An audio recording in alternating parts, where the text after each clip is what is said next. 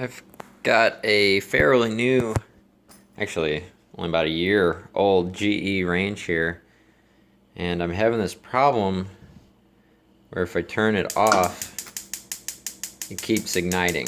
You used to go wiggling it and trying to get it to turn off, and I finally found out what's causing it.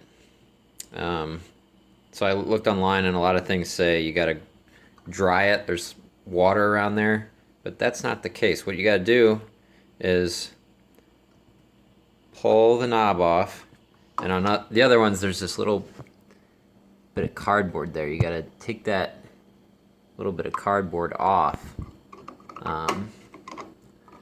and there is a plastic ring back here. So let me go ahead, turn it off. It's still clicking, really annoying. Go ahead and pull this off, pull that little bit of cardboard off, and then you see this plastic ring. You just gotta push that all the way back in. I don't know why it keeps coming out, but once you push that all the way back in, it'll stop the clicking.